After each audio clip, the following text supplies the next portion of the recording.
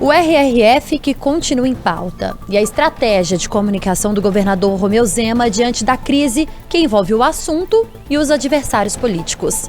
Em Brasília, após a eleição do novo líder da direita na Argentina, como fica a relação entre brasileiros e os hermanos? Os principais fatos sobre os três poderes da República. 3 sobre os 3. Olá, tudo bem? Seja muito bem-vindo, seja muito bem-vinda a mais uma edição do nosso podcast semanal que fala sempre sobre os três poderes. Estão comigo a editora de política de O Tempo, Marina Schettino. Oi, Marina. Olá, um prazer estar aqui, Thalita. E direto de Brasília, Francine Ferreira, editora de O Tempo na capital federal. Oi, Fran. Oi, Thalita. Oi, Marina. Oi também para todo mundo que nos acompanha.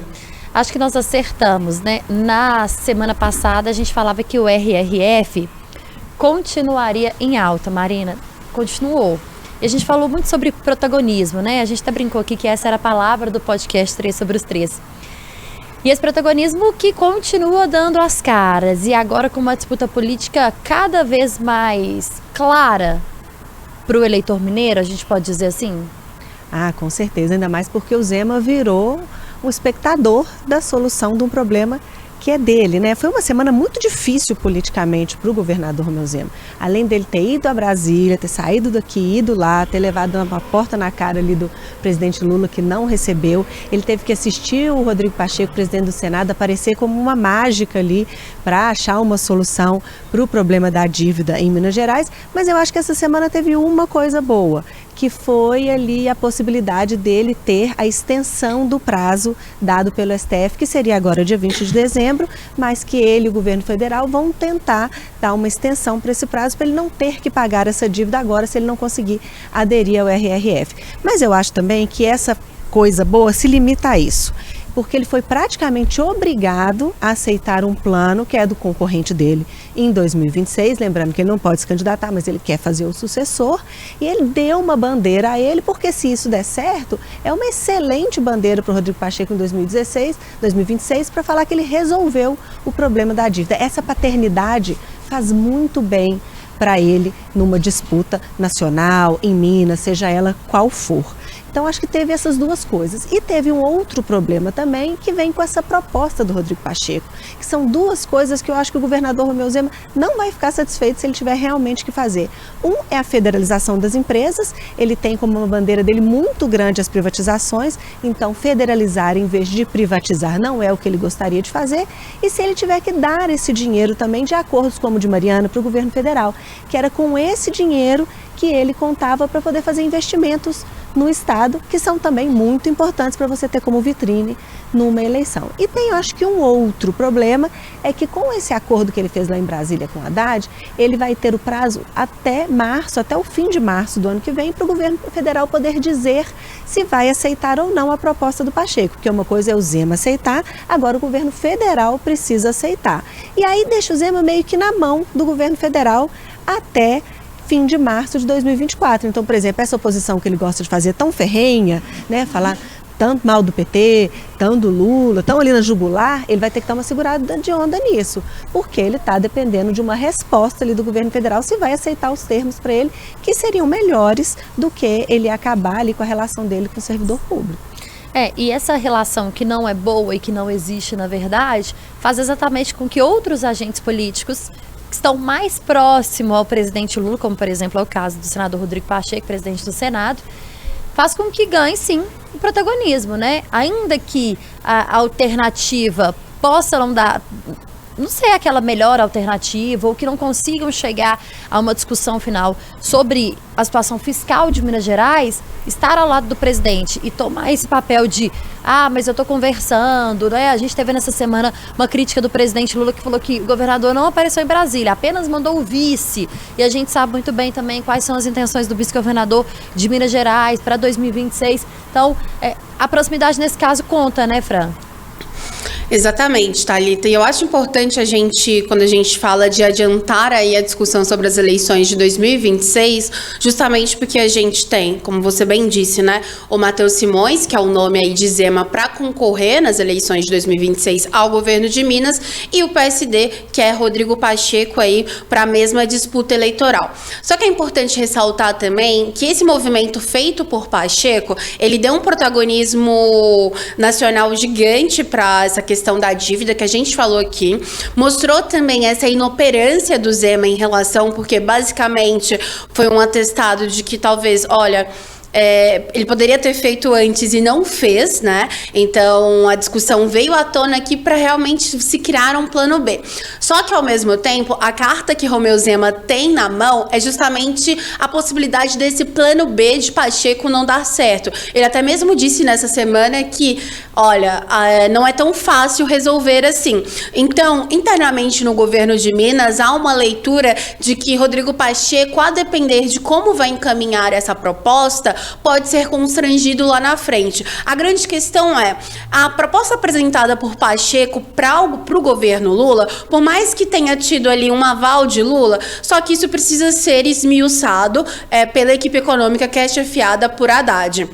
Então, a gente não fala mais só de um ponto de vista político, a gente está falando de economia, que aí entram outros trâmites.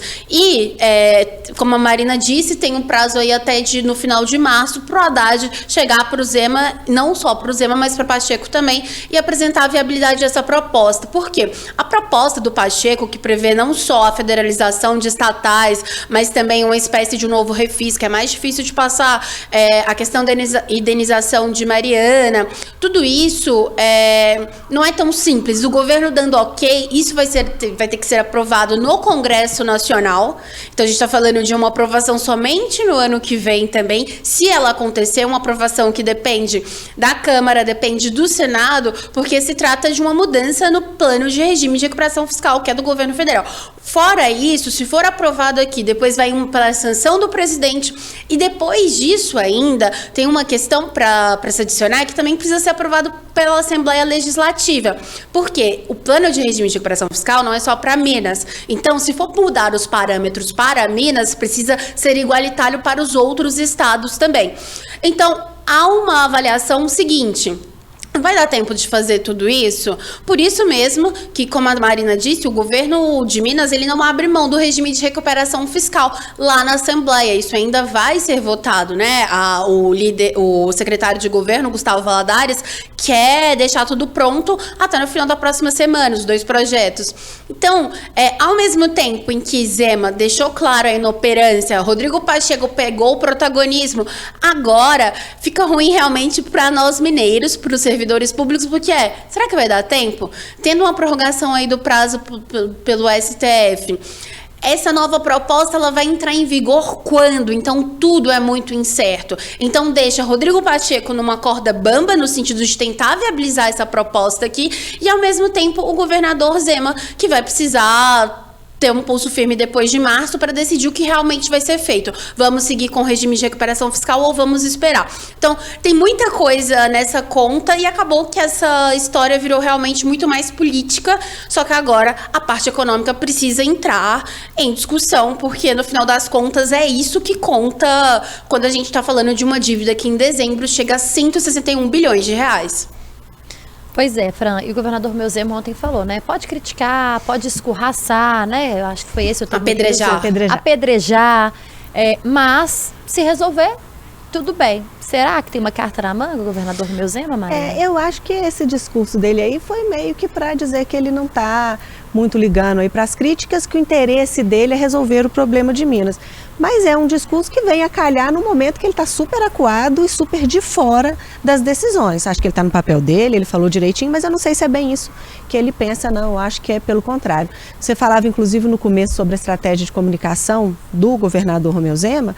É um negócio que me chama muita atenção. Sempre me chamou. A gente sempre fala isso aqui, né, Marina? Sempre. Sempre me chamou. Eu entendo que o foco deles, né, guiado muito pelo grupo, que é um marqueteiro, me estranha muito, porque ele é cercado de ótimos jornalistas que entendem o prejuízo dele não se posicionar, dele não dar a versão dele quando dizem que o plano dele vai afetar os servidores, quando dizem que ele propôs uma coisa e disse outra coisa no plano, quando dizem que ele não se mobilizou para resolver o problema de Minas. Eu acho que eles entendem, tenho certeza que eles entendem, e imagino que seja difícil convencer o governador e os outros conselheiros dele que é importante fazer essa resposta. Entendo também que o foco deles é as redes sociais, porque ali eles conseguem controlar a narrativa, eles conseguem dizer o que eles querem, para quem eles querem, que é para os apoiadores dele, mas eu acho que precisa ser feita uma análise de vez em quando a informação, o fato, se torna maior do que o que ele está querendo propor ali para o público dele, que é o caso dessa história da dívida, que se nacionalizou. Então era hora dele dar uma resposta, dele se colocar, era hora dele calcular ali uma mudança de rota, que eu não acho que é o que está sendo feito.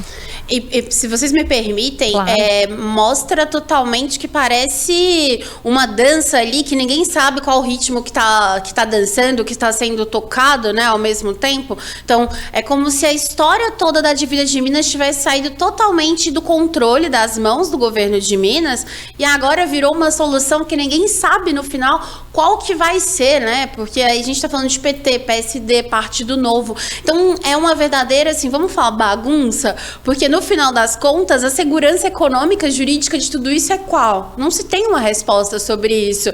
E aí, para 2026, o que isso vai definir, se isso vai ter peso ou não, com certeza vai ter, porque se essa inoperância no sentido de não conversar com o governo federal, ela é, e melhor, né, vir na segunda e não ser recebido por Lula, depois de uma viagem, de voltar de uma viagem para a Ásia, isso mostra também como politicamente é fraco. E outra coisa, qual que vai ser o futuro político do Zema, né? Porque antes se falava até dele assumir uma presidência da República, depois se falou de um Senado. Então, se a gente for pensar na presidência, como é que a gente vai ter alguém que não conversa depois do que a gente viu como foi o governo do ex-presidente Jair Bolsonaro, que essa falta de diálogo atrapalhou em diversas questões?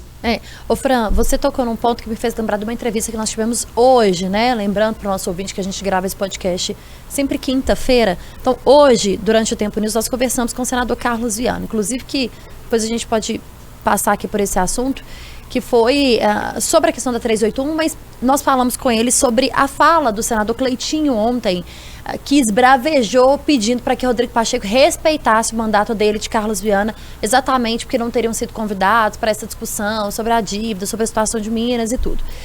E aí o senador Carlos Viana disse que desde que o governador Romeu Zema foi reeleito, e quando ele assume o papel de que eu quero ocupar a cadeira da presidência da República, que a situação sai do controle numa disputa muito política com quem sabe fazer política e com quem sabe fazer essa disputa política, que é o PT. Então o governador Romeu Zema entra com talvez essa falta de experiência do saber jogar a oposição e continua com esse lado da direita muito forte, né, fazendo uma oposição que a gente sabe que faz ao presidente Lula, o que trava assuntos importantíssimos para o Estado durante o mandato dele de governador, né? Porque vai pensar numa campanha daqui a algum tempo ainda, mas a gente sabe que nos bastidores isso já acontece.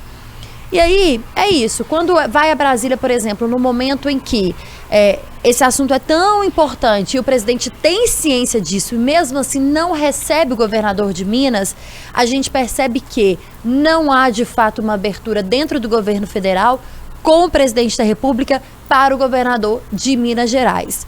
E isso é apenas pela inexperiência do governador Romeu Zema? É apenas porque deixou a dívida e não conseguiu falar sobre esse assunto antes? Não. A gente sabe que é também uma forma de dizer que, peraí, nós vamos tentar resolver lá em Minas, mas a gente vai tentar tirar vantagem em algum momento disso. Porque também, se o governador não resolve, como é que faz, ou como é que tem coro para fazer uma política para tentar ser presidente da República? O problema do Zema, assim, eu acho que uma coisa é você construir uma candidatura presidencial, que essa construção ela leva tempo, ela precisa ser feita realmente, talvez desde que ele é reeleito. Outra coisa é você antecipar a disputa eleitoral, que eu acho que é isso que o Zema está fazendo. E ele faz ali, né, eu acho que ele se atrapalha porque ele vai com muita sede ao pote, ele quer brigar com o Nordeste, ele quer fazer uma oposição tão feroz contra o governo federal, que fecha as portas para Minas conseguir conversar sobre as questões de Minas, e um governo do estado, independentemente do partido que esteja no estado e que esteja em nível federal, ele depende da União, ele depende por repasses constitucionais, ele depende por momentos de, por exemplo, uma chuva, que ele vai precisar de uma ajuda federal, por outros momentos desse jeito, por causa de uma dívida que ele tem. Então, depende de vários motivos. Então, ele acaba fechando a porta para que Minas Gerais tenha acesso ao governo federal. Foi o governador que fechou essa porta. Acho que disso a gente não tem mais dúvida, né? A gente já falou isso muitas vezes. E agora ele vai precisar fazer um caminho contrário, porque ele está no começo do mandato dele, ele ainda vai ter muita coisa que ele vai ter que conversar com o governo federal, e se ele não pisar ali, tirar o pé do acelerador, na verdade, ele vai continuar nessa posição. Marina, tem um ano que a gente fala isso aqui e que a gente conversa sobre isso, sobre essa necessidade do governo entender que precisa tirar o pé do acelerador, né? Nós passamos do primeiro ano aí, estamos há 1 ano e 1 mês do resultado da eleição, podemos dizer assim, em 2022. Mas o governador Romeu Zema não entendeu isso. E aí que a gente volta na questão da estratégia de comunicação. Será que não tem ninguém dentro do governo que vai chegar e vai conversar com o governador Romeu Zema e falar: governador, a gente não vai conseguir mudar essa realidade. O presidente Lula vai continuar sendo presidente, né? Até que, se alguém tentar, de alguma forma, tirar de alguma forma, e aí é outra questão, mas é o presidente, a gente precisa dele. Não tem ninguém que consiga fazer isso dentro do ponto de vista da comunicação ou do ponto de vista de estratégia política.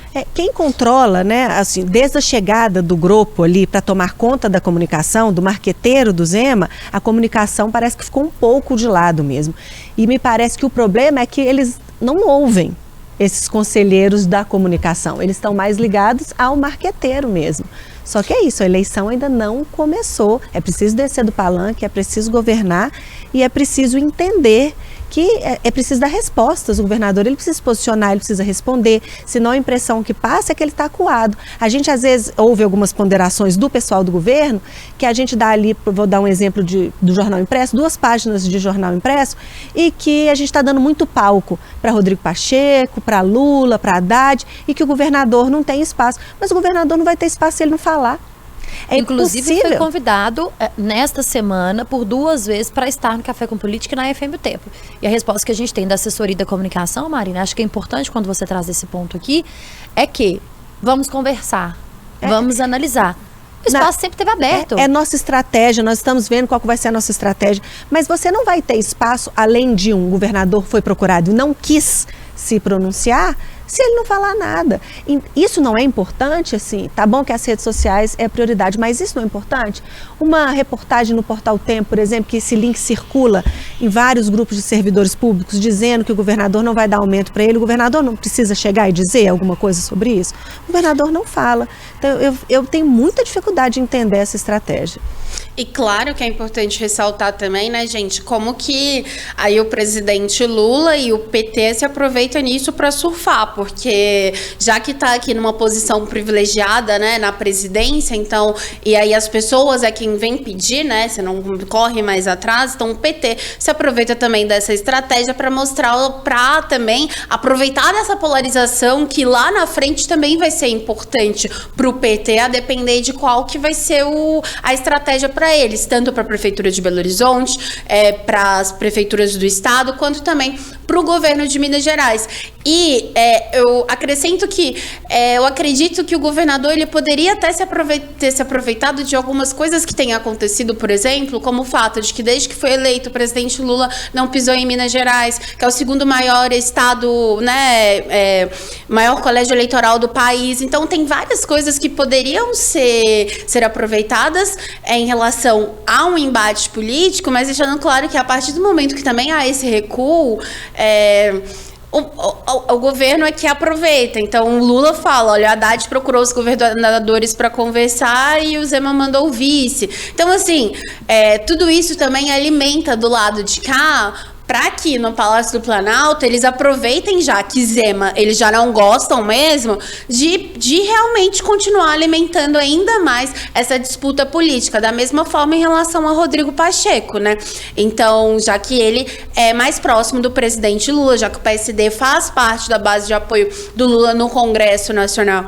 Então, num xadrez político, tudo isso conta. E se a gente for ficar pensando, né, seja o governador Lula ficar nessa briga em tudo isso, no final de contas, sabe, o que a gente tem de fato? Então, se é o presidente, conversa. Se é o governador, conversa. Mas eu acho que o governo de Minas perdeu uma oportunidade também de fazer um contraponto à presidência da República aqui, entendeu? Porque eles falam que procuraram a equipe econômica. Então, deixar claro, olha, a gente procurou tanto, nessa vez tivemos tal resposta, mas tudo isso é claro que faz parte de uma narrativa. E aí a gente está vendo que a narrativa hoje da equipe do governador Zema não está indo pelo caminho que, pelo menos da imprensa, o que a gente enxerga, de que tem sido mais acertado, que como a Marina disse, o que mostra que o governador foi acuado e agora teve que virar público. E essa questão da comunicação e do falar, Fran, é tão importante, né? O se adiantar para aquele problema que pode chegar. Há algum tempo, há um mês, talvez até um pouco mais, nós tivemos a presença aqui de representantes do governo federal que vieram anunciar investimento na refinaria Gabriel Passos. Vocês se lembram disso, né? E não tinha um representante do governo do estado. Na verdade, não estava presente o governador Romeu Zema, nem o vice-governador professor Matheus. Um pouco depois disso, nós tivemos uma entrevista no Café com Política com o professor Matheus, e ele falou, o governo não foi convidado. Mas se a gente não tivesse perguntado, nós não saberíamos. E talvez tenha perdido o time o governo estadual de bater ali na ferida do governo estadual e falar, peraí, vocês vêm anunciar investimento para uma refinaria, para uma questão tão importante para Minas Gerais, para a região metropolitana, e o governo estadual não é sequer convidado. Então, é isso, perde a forma de se comunicar, perde na forma de mostrar a sua posição e está tentando bater de frente com quem sabe muito bem fazer isso, que é o PT. E é isso, aí já circulou, o jornal já saiu dizendo que ele não vai a nada, que ele não estava no evento. Várias matérias no portal já tinham com link circulando para cima e para baixo que o governo não quis saber desse investimento que é tão importante para o Estado. Várias matérias também na rádio. E aí, tempos depois, a gente tem uma falinha do vice-governador numa entrevista falando que ele não foi convidado. Ninguém vai ver isso assim no momento, sabe? Isso já passou, já era. Passou. As pessoas não estão pensando mais nisso e ficou ali. A reportagem já saiu, as pessoas já leram, já ficou parecendo que o governador simplesmente não se importou com um evento com um recurso tão importante para o Estado. Vamos mudar um pouquinho de assunto então, gente? Vamos falar sobre a eleição na Argentina. O presidente Lula fez um comunicado, postou nas redes sociais, falando sobre o resultado da eleição na Argentina, que tem agora eleito o presidente Javier Milei. E aí, no domingo, a presidência posta, mas não cita o nome de Milei.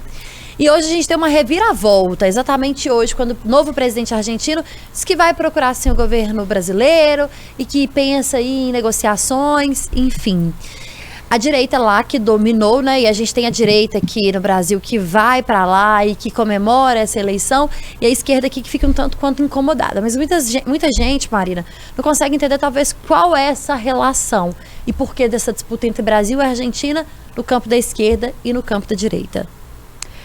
Eu acho que a postura que o governo brasileiro tem adotado é boa, sabe? Assim, é mais de cautela, de esperar o que vai ser, até porque é muito diferente um candidato durante a campanha, ainda mais o Milei, né? Que uma das palavras que eu vi, alguém quando caracterizava o Milei foi que ele é extravagante. E eu achei essa palavra perfeita. Ele é muito extravagante no discurso. E uma coisa é o candidato quando ele está tentando ser eleito e é outra coisa quando ele realmente senta na cadeira, quando ele toma posse, quando ele começa a governar. Porque são realidades completamente diferentes. Ele se depara ali com a realidade do trabalho dele. E tem outra coisa, o Milei não tem maioria no Congresso, então ele vai precisar dar uma moderada nesse discurso, uma moderada nas ações dele, se ele quiser ter governabilidade, se ele quiser avançar em alguma pauta dele. É claro que uma relação com simpatia, que uma boa relação entre os presidentes é importante, mas também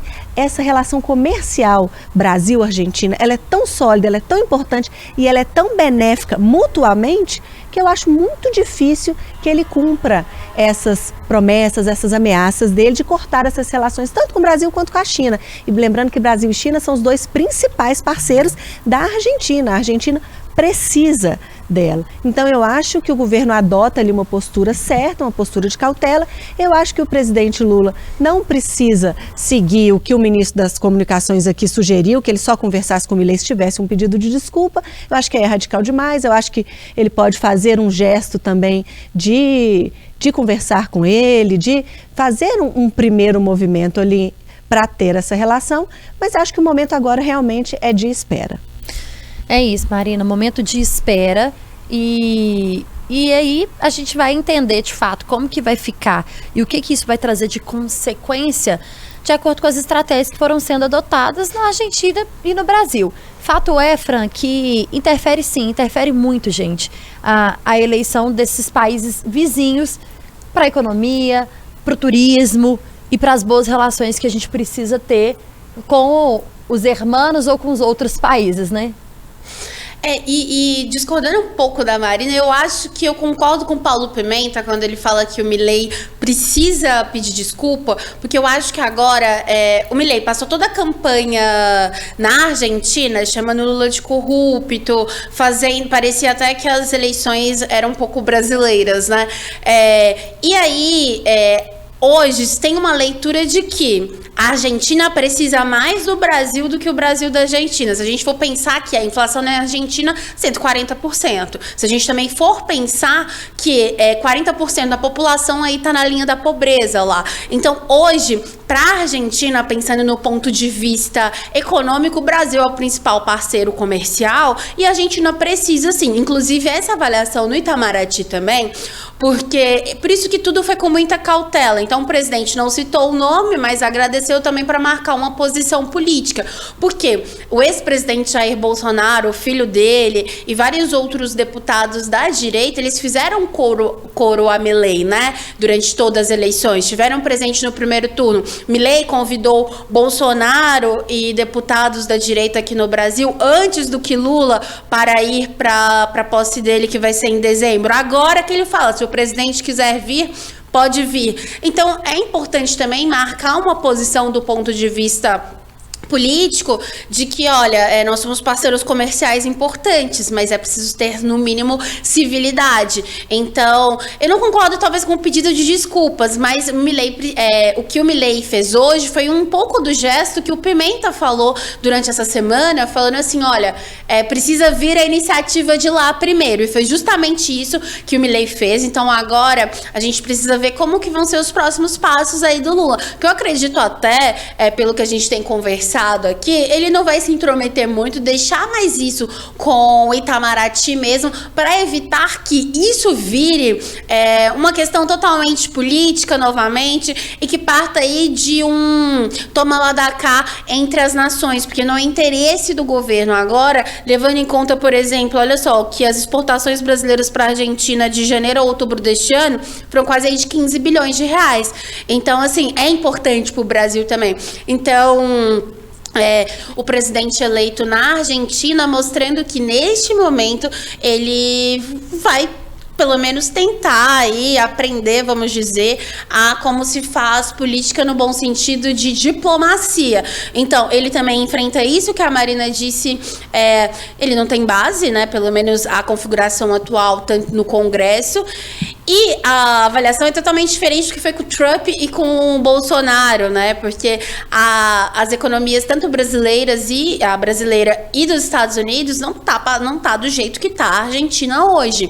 Então, assim, o Milei vai ter muito trabalho para tentar reestruturar isso do ponto de vista político. Claro, ele pode bater à vontade, né, nos governos anteriores, mas falando de efetividade do que vai vir agora, vai ser o grande desafio dele, de que um comentarista, né, sobre economia e da ultradireita, e agora o que vai ter de fato de ações, porque ele também, gente, ele já adiantou que vai fechar Banco Central, falou de várias outras coisas. Então, assim, uma coisa é falar tudo isso na eleição, outra coisa é o que vai ser feito de fato, porque não é só o presidente assinar, pronto, acabou. Todas essas propostas, tudo isso, assim como no Brasil, também precisa passar pelo Congresso, precisa pela aprovação dos parlamentares. Então, eu acredito que agora, essa posição do Itamaraty tomar conta dessa conversa é um caminho que talvez venha prosperar mais. E assim, a postura do Milei sempre é de bater, criticar, tudo isso, ele deve continuar, mas num tom menor.